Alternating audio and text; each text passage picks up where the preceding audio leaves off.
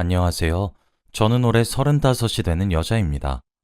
제게는 가족에게도 말 못할 사정이 하나 있어요. 진짜 이번 1년이란 시간 자체가 제게 너무 커다란 스트레스로 다가왔었고, 그 1년이란 시간 동안 사람이 미치고 팔짝 뛴다는 마음이 딱 이거구나 했죠. 그래서 이번 기회로 여기 익명의 여러분들께 제 이야기를 털어놓고 조언도 구하고 응원도 듣고 싶어서 이렇게 글을 쓰게 되었습니다. 제게는 금쪽 같은 아이 둘이 있어요. 현재 첫째는 딸아이고 둘째는 아들이에요. 저와 남편까지 이렇게 네 식구 잘 살고 있었습니다.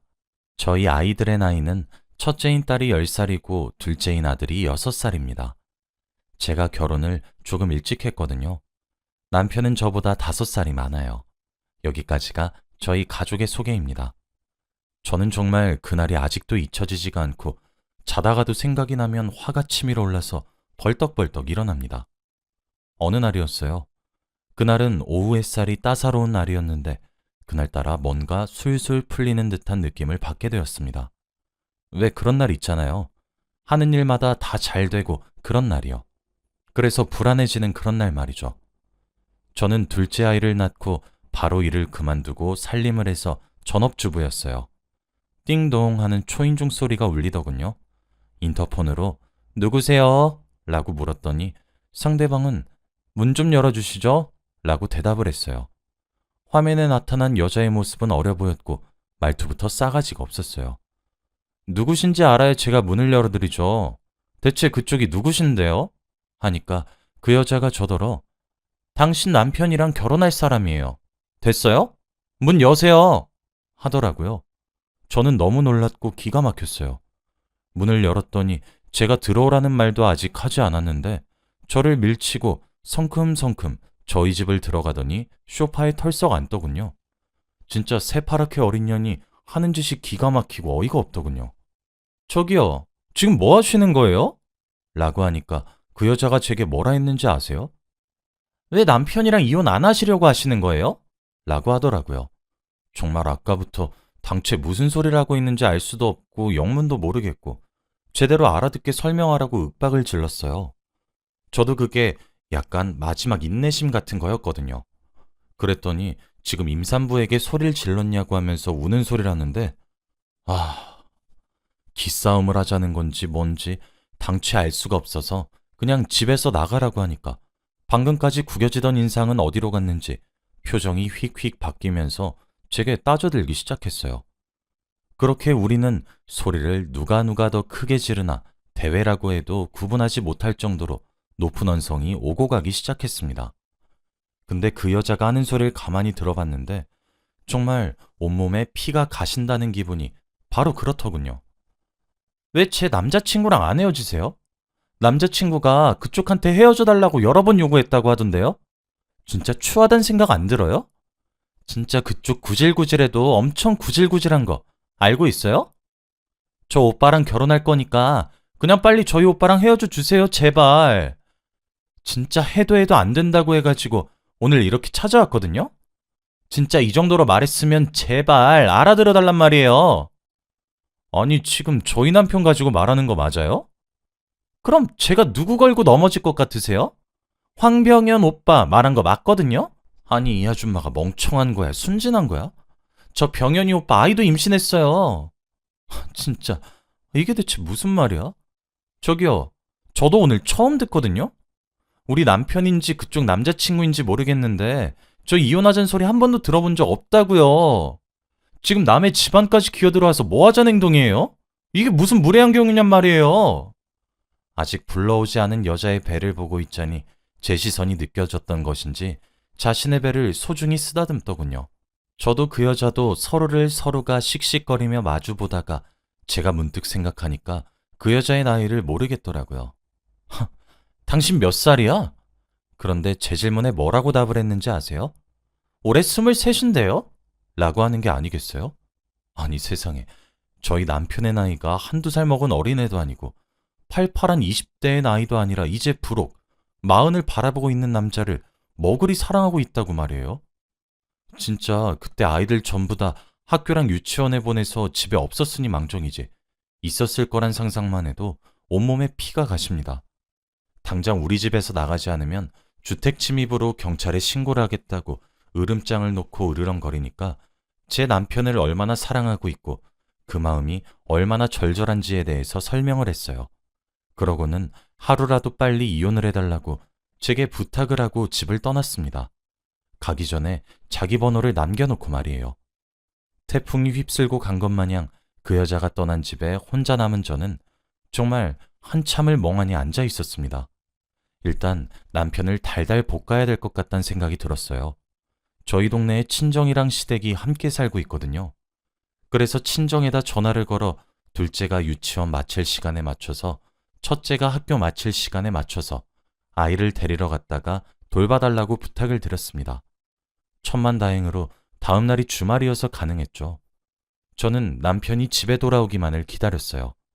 사람이 차츰차츰 화가 나기 시작하다가 분노에 삼켜지던 바로 그때쯤에 띡띡띡띡 하는 소리가 들리면서 남편이 현관문 비밀번호를 풀고는 집으로 들어왔습니다. 저는 집에 오자마자 남편의 뺨을 후려 갈겼어요. 집에 오자마자 반긴 것이 아내의 따뜻한 말 한마디가 아닌 뺨 때리기였던 사실이 놀랍다는 듯 눈이 휘둥그레지더군요. 저는 그런 남편의 멱살을 쥐면서 따져들었습니다. 너 미쳤니? 오늘 우리 낮에 우리가 살고 있는 이 집에 누가 왔었는지 알아? 진짜 내가 기도 안 차. 당신 23 처먹은 새파랗게 어린애들이랑 놀러 다니니? 여기까지밖에 말하지 못했는데 남편은 털썩 무릎을 꿇더니 미안하다면서 자신이 잠시 미쳤던 것이 분명하다고 하면서 자신의 외도 사실을 인정하기 시작했습니다. 저는 그 모든 대화를 녹음했어요. 사실 남편이 현관문 비밀번호를 누르는 소리가 들렸던 바로 그 순간부터 녹음을 하고 있었죠. 남편이 제게 털어놓은 사실은 제 예상보다 훨씬 더러웠습니다. 남편이 결혼 이후 남자들끼리 여행을 가고 싶다고 한 적이 딱 한 번 있습니다. 지금으로부터 2년 전에 일어난 일이죠. 그 해에 남편이 회사 일 때문에 진짜 많이 고생하기도 해서 저도 딱한 마음에 그러라 허락했습니다. 유부남인 남편이 처신을 잘하겠거니 했고 함께 가는 친구들도 전부 다 유부남이었으니까 헛짓거릴 할 리 없다고 생각을 했어요. 그렇게 보내줬고 남편은 낚시를 갔다 왔고 다음 날엔 해변에서 태닝을 하기로 했다며 영상통화를 매일 밤마다 해주었습니다. 당연히 제게 재수씨 재수씨 하면서 남편의 친구들과도 인사를 나누었죠. 그리고 바로 그 시기에 여자를 만났다고 합니다. 합석제의가 들어왔고 4대4 머릿수를 맞춰서 더럽게 놀았다고 하더군요. 그런데 남편과 함께 여행을 갔었던 3명의 유부남들에게는 애프터가 들어오지 않았는데 본인에게는 그때 술 마시고 놀았던 바로 그 여자가 다음 날에 또 만나자고 애프터를 넣었답니다. 17살이나 어린 여자를 만나는 게 진짜 상식적으로 가능한가 싶기도 하고 믿어지지가 않았습니다. 이런 상황은 연예계에서만 일어나는 것 아니었냐고요.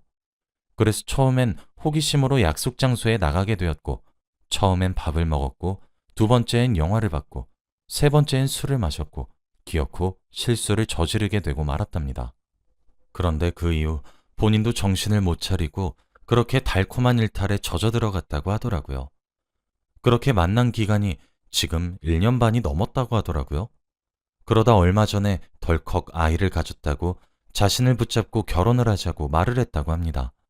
당연히 남편은 지우라고 그 여자를 설득했는데 기어코 낳겠다고 버티고 버티길래 와이프가 이혼을 안 해주고 있어서 잘 모르겠다고 아이를 천천히 가지는 것이 아니냐고 달래던 와중이었는데 그 여자가 그새를 못 참고 저희 집을 찾아온 것 같다며 제게 자신이 추리하고 생각한 내용을 읊는데 그 모습은 정말 제가 생각하지도 못한 짐승기 같았습니다. 연애하던 시절부터 결혼 이후까지 제 남편, 적어도 여자 문제로 제 마음 기만한 적 없었어요. 저는 그 점 하나만을 높이 샀고 결혼까지 결심했던 건데 늦바람이 무섭다더니 밖에서 애까지 만들어 올 줄 누가 알았겠어요. 저는 지금 당장 내 눈앞에서 꺼지라면서 난동을 피웠고 남편을 집에서 쫓아냈습니다. 남편은 미안하다고 울면서 무릎까지 꿇고 저한테 빌었지만 분노로 두 눈이 뒤집힌 제게는 역부족이었죠. 남편도 제가 지금 대화를 할 상태가 아니란 것을 알아서인지 순순히 집을 나가더군요. 그날 아이들도 없고 남편도 내쫓고 큰 집에 홀로 남아 정말 엉엉 소리를 내면서 울었습니다. 울다 지쳐 잠들었다 일어나니 오후 1시더군요. 친정에다 전화를 걸어 아이들을 일주일만 맡기겠다고 했어요. 엄마가 걱정된다며 무슨 일이 있냐고 묻길래 얼머부리며 나중에 다 설명해 주겠다고 했어요. 그리고 저는 나갈 준비를 했습니다. 집을 나서서 도착한 곳은 이혼 전문 법률 사무소였어요. 변호사님께 제 일련의 상황들을 말씀드렸습니다. 어제 다 울었다고 생각했는데 몸에서 또 어디서 그렇게 눈물이 남아 있었던 것인지 눈물이 줄줄 나와서 거의 두루마리 휴지 하나를 다 쓰고 나왔어요. 변호사님께서는 제게 2가지를 선택할 수 있다고 했습니다. 첫 번째로는 남편과 이혼을 준비하면서 상간녀도 함께 조지는 방법이었고, 2번째로는 남편과 이혼은 하지 않고 상간녀만 조지는 방법이었죠. 저는 뭐가 더 나은 방법이냐고 물었습니다. 변호사님은 제 말을 듣더니 그럼 먼저 상간녀 소송만 먼저 진행해보고 남편은 차차 고민해보자고 했죠. 변호사님은 증거를 모아야 된다고 했어요. 가장 중요한 점이 상간녀인 그 여자가 유부남인 것을 알고 만난 것인지 아닌지가 가장 중요하다고 하더군요. 상간녀가 남긴 연락처도 있겠다. 쇳불도 단김에 빼라고 연락을 했고 만나자고 했습니다. 변호사님은 자신의 목소리도 함께 녹음이 된다면 녹취 자체가 불법이 아니니까 모두 다 녹음하라고 했어요. 제 전화만 기다리고 있었던 모양인지 저를 아주 빠르게 만나고 싶어 하더군요. 그렇게 전화를 하고 2시간도 채 되지 않아서 그 여자와의 만남을 가졌습니다. 입구에서부터 불러오지도 않은 배를 소중하게 쓰다듬으며 의기양양한 표정을 지으며 들어오더니 저를 보자마자 제 남자친구를 제게 돌려주셨더라고요. 너무 고마워요. 라고 하더라고요. 제 남편은 저한테 그렇게 쫓겨나고 시댁에 가지도 못했던 것인지 상간녀가 혼자 살고 있던 원룸으로 기어들어간 모양이었죠. 그 때문에 상간녀는 제가 남편을 자신에게 양보한다고 착각하고 있는 것 같았어요. 저는 그런 착각이 잘못되었다고 굳이 짚어주지 않았습니다.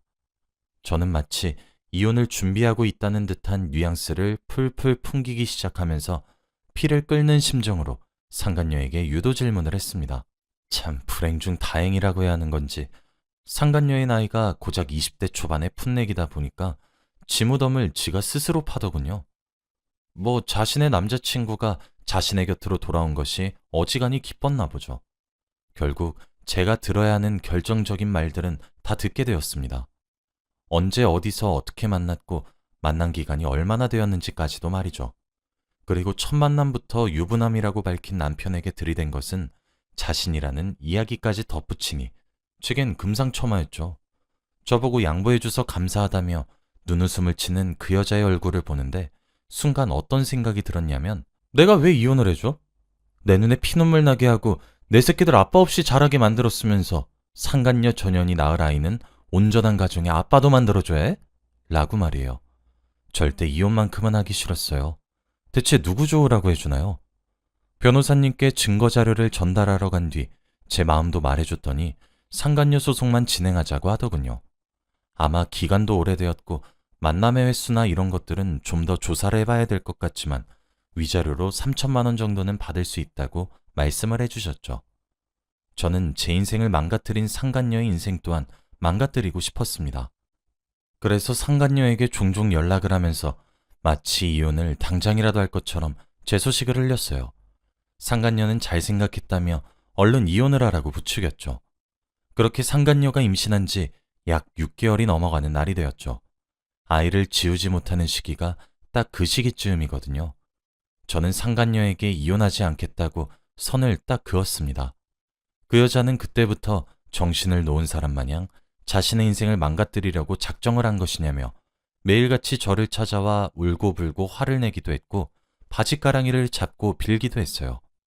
남편은 2 여자 사이에 껴서 이도저도 하지 않고 눈치만 살살 보고 있었죠. 그 태도가 더 열받았어요. 그 사이 상간녀 소송은 차질 없이 진행이 되었고 변호사님께서 말했던 대로 저는 3천만 원의 위자료와 그 여자가 상간녀라는 판결문을 받을 수 있게 되었습니다. 그 이후 남편은 제게 지속적으로 연락을 하기 시작했어요. 남편의 말로는 그 상간녀는 어려서 호기심이 생겼고 가지고 놀았던 장난감이었다고 진실로 사랑하는 것은 저라고 하더군요. 남편과 전화로 듣게 된 이야기였어요. 그리고 저는 변호사 상담을 받았을 때부터 제 휴대폰이 통화 중 자동 녹음을 할 수 있게 설정을 해놨었던 상황이었죠. 녹음된 파일의 그 부분만 잘라서 상간녀에게 전송도 해주었습니다. 남편과는 이혼을 해야 하는 것인지 저와 이혼을 하고 나면 그 여자 곁에 가게 될 건데 그 꼴은 싫은데 함께 살기도 싫어졌었죠.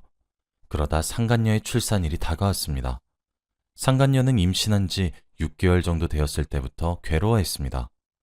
제가 이혼을 해주지 않는 것뿐만 아니라 상간녀에게 받을 위자료는 전부 다 상간녀와의 싸움에서 깽값으로 지불할 생각이었거든요. 그래서 상간녀의 본가에 퀵으로 보내기도 했고 남편의 말 한마디 한마디들을 일일이 잘라서 보내기도 했죠. 그리고 상간녀가 살고 있는 원룸에 찾아가 머리채를 잡고 흔들기도 했습니다. 주거 침입으로 벌금도 물었죠. 그런데도 후련하더라고요.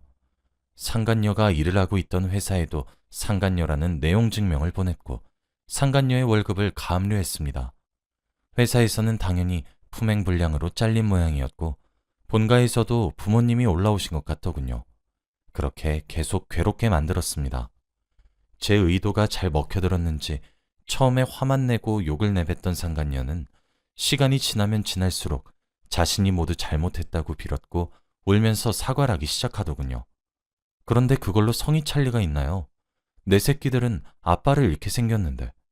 그런데 제가 그렇게 요모조모 괴롭혔던 것이 생각보다 상간녀에게 커다란 스트레스로 다가갔나 보더라고요.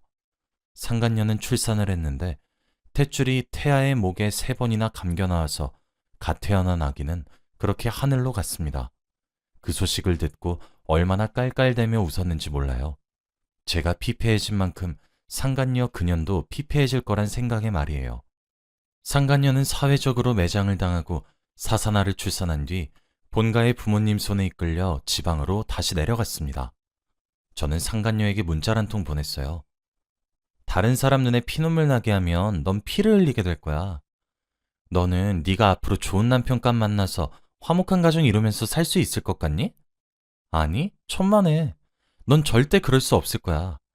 내가 때까지 네 뒷공문이 쫓아다니면서 방해할 거니까. 네가 지방에 간다고 날 피할 수 있을 것 같니? 네가 새로운 회사에 취직하면 네가 다닐 회사에 내용 증명 보낼 거야. 상간녀 판결문이 말이야. 네가 새로운 남자 만나면 그 남자한테 내용 증명 보낼 거야. 내가 꼭 무너뜨릴 거거든. 제대로 된 인생? 넌 절대 못 살아. 네가 준 위자료만큼의 깽값 낼 거야. 너도 내 인생 망쳤잖아. 안 그래? 상간녀는 제게 협박죄로 고소한다고 답장이 왔는데 제가 고소하라고, 떳떳하면 해보라고, 난 뭐 더 할 줄 몰라서 안 하고 있는 줄 아냐고, 널 무너뜨릴 방법은 법적 테두리 안에서도 아주 무궁무진하다고 답을 했더니 제게 그만해달라고 애걸하기 시작했죠. 그제서야 속이 좀 시원해지더군요. 또 상간녀의 사사나 출산을 계기로 남편과 상간녀의 사이도 멀어졌더군요. 저는 이제 남편도 필요가 없어졌습니다. 자신의 죄를 진실로 뉘우치기라도 했으면 아이 아빠의 자리는 빼앗지 않았을 텐데 두 여자 사이에서 왔다 갔다 줄타기 하는 모습에 질려버렸거든요.